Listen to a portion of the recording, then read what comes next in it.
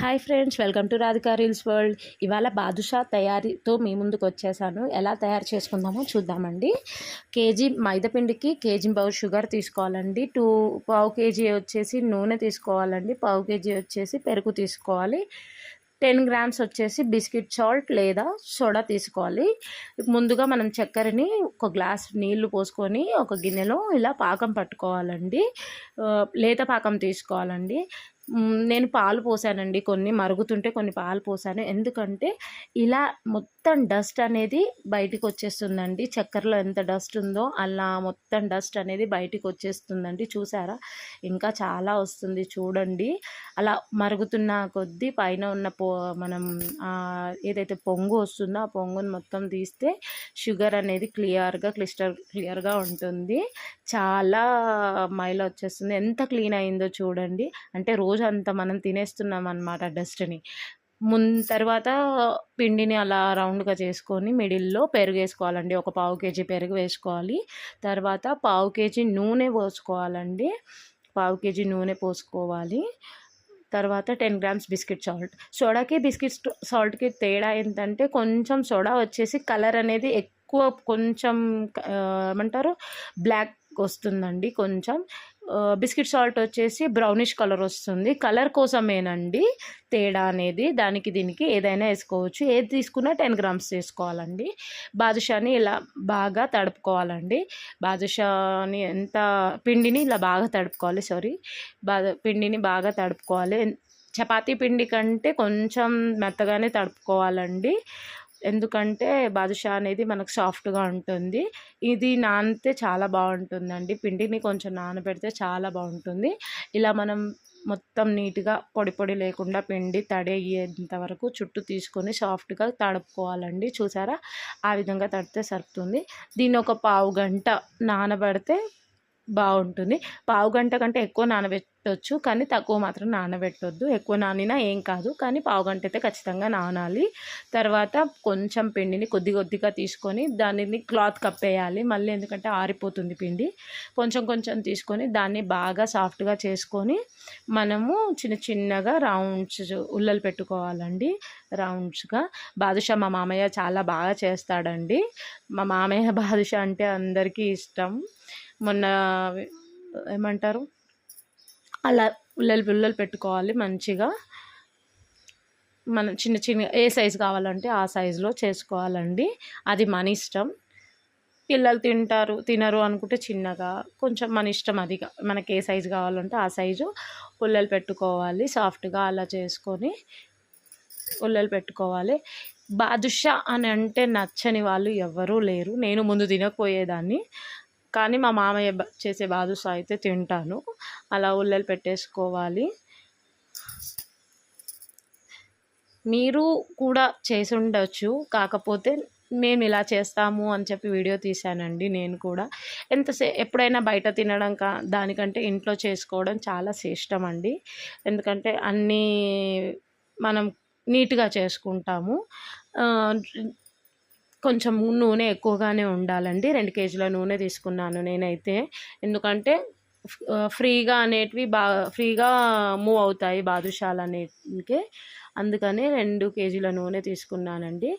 బాదుషాని round అలా తీసుకొని మనం క్లాక్ వైజ్ డైరెక్షన్లో అలా తిప్పుకోవాలండి. తిప్పుకున్నాక డిజైన్ వస్తుందండి మనకు. బాదుషా తిప్పేసుకున్నాక చూస్తే డిజైన్ కనబడుతుంది. చూసారా, అలా డిజైన్ రావాలి. అప్పుడు బాదుషా బాగా పొరలు వస్తుంది. అలా 2 వైపులా ఒత్తుకోవాలండి. 2 వైపులా అలా ప్రెస్ చేసుకుంటే బాదుషా లుక్ వస్తుంది. అలా అన్ని ఉల్లలను బాదుషాలాగా చేసుకోవాలండి. చేసుకున్నాక బాదుషాలని ఆయిల్లో మెల్లిగా వేయాలి. ఆయిల్ అనేది మీడియం హీట్ ఉండాలి అండి, ఎక్కువ హీట్ ఉండొద్దు, మీడియం హీట్ ఉండాలి. అన్ని బాదుషాలని అలా వేసుకున్నాక మనము అస్సలు బాదుషాలని కలపొద్దండి. అవి వేడయ్యాక వాటంతట అవే పైకి లేసి వస్తాయండి. సేమ్ జామున్ చేసుకుంటాం కదా కోవాతోని, అలా జామున్లను కూడా కలపవద్దు. అవి వేగాయి లోపల కొంచెం ఉంటే వాటంతట అవే బయటకు వస్తాయి. సో బాదుషాలు కూడా అంతే, మనం అస్సలు కలపొద్దు. అన్ని బాదుషాలు అలా పైకి తేలుతాయండి ఆయిల్లో. అప్పుడు మనం ఒకదాని వెనుక ఒకటి తిరిగేసుకోవాలి. బాదుషాలని టర్న్ చేసుకోవాలి. ఒకటి ఇటువైపు కూడా కోలడానికి వేగుతాయి, ఇటువైపు కూడా అలా టర్న్ చేసుకోవాలి. ఒక్కటి కూడా మనం ఫస్ట్ అవి లేవనంత వరకు మనం కలపొద్దు. అది ఒక సీక్రెట్ అనుకోండి. ఎందుకంటే కలిపితే అవి షేప్ కోల్పోతాయి అన్నమాట, మెత్తగా ఉంటాయి కాబట్టి. అలా మంచిగా మనం బ్రౌనిష్ కలర్ వచ్చేంత వరకు రిటర్న్ చేసుకుంటూ సిమ్ ఫ్లేమ్లోనే వేగనివ్వాలి. వాటిని మంచిగా కలర్ వచ్చేంత వరకు నీట్గా స్పీడ్గా చేసుకోవద్దు. వీటిని ఒకదాని వెనుక ఒకటి నీట్గా చేసుకోవాలి. ఏం లేదండి, అన్నీ అందరం చేస్తాము, కాకపోతే కొంచెం చేసే పద్ధతిలోనే కొద్దిగా తేడా అంతే. ఇలా బ్రౌనిష్ కలర్లో రావాలి. మళ్ళీ మనం టర్న్ చేసుకొని మనం ఏ కలర్ అంటే ఆ కలర్, ఎక్కువ బ్రౌనిష్ కావాలనుకుంటే ఎక్కువ కూడా చేసుకోవచ్చు. మినిమం అయితే మేము చూపించే కలర్ అయితే వస్తే బాగుంటుంది. అలా టర్న్ చేసుకుంటూ కొంచెం టైం ఎక్కువనే పడుతుందండి బాదుషాలకి. వస్తే ఏమీ పట్టదు, కాకపోతే అంతవరకు మనం నేర్చుకునేంతవరకు అయితే కొద్దిగా టైం పడుతుంది. అలా టర్న్ చేసుకుంటూ ఫ్లేమ్లోనే మనం గోలనివ్వాలి వాటిని. ఎంత నిదానమే ప్రధానం అని అందుకే పెద్దలు ఊరికే అనలేదు. ఏదైనా నిదానంగా ఉంటే రిజల్ట్ అనేది సక్సెస్ ఉంటుంది. అలా నిదానంగా మనం చేసుకోవాలి. ఈ బాదుషాలని ఏమంటారు, బాగా వేయించుకున్న తర్వాత తీసుకొని మనం ఒక జల్లులున్న గిన్నెని పెట్టుకొని వాటిని అందులోకి తీసుకోవాలండి. బాదుషాలని తీసుకుని ఒక 2 సెకండ్స్ అయినాక పాకం అనేది ముందుగానే రెడీ చేసి పెట్టుకోవాలండి మనము. ఎందుకంటే పాకం చల్లారాలి, వేడిగా ఉండొద్దు. బాదుషాలు వేడిగా ఉండాలి, పాకం వచ్చేసి చల్లారాలి. లేత పాకమే తీసుకోవాలండి, ఎక్కువ ముదురు పాకం ఉండొద్దు. మనం జామున్లకు ఏ విధంగా అయితే పాకం తీస్తారో అదే పాకం తీసుకోవాలండి. అలా బాదుషాలన్నిటినీ మనం జల్లెడలో వేసుకోవాలి. బాదుషాలన్నిటినీ జల్లెడ వేసుకోవాలి. మామయ్య కొంచెం ఏమంటారు, జ్యూసీగా ఉంటుందండి బాదుషా అనేది. మా పిల్లలు అయితే చాలా ఇష్టంగా తింటారు. ఇలా ఆ పాకంలో వేసుకున్నాక మనం ఆ బాదుషాలని పాకంలో వేసుకోవాలండి. వేసుకొని మునగనివ్వాలి. మనం ఇంకో వాయి వేసుకునేంత వరకు వాటిని డిప్ కానివ్వాలి. జ్యూస్ అనేది మొత్తం బాదుషాలోకి వెళ్ళాలి. షుగర్ జ్యూస్ అనేది డిప్ అవ్వాలి. డిప్ అయ్యేంత వరకు మనము వాటిని అలానే ఉంచాలండి. ఇంకోటి వచ్చేసి బాదుషాలని ఎక్కువ వేడి మీద వేయొద్దు. తీసుకొని ఒక ప్లేట్లో తీసుకోవాలండి. ఇలా సెకండ్ వాయి వేసుకునేటప్పుడు ఇది ఒక టిప్ అండి. బాదుషాలు ఫస్ట్ వాయికి అయితే కొంచెం చూసుకుంటాం, సెకండ్ వాయికి హీట్ ఎక్కువ అయి ఉంటుంది కదా ఆయిల్.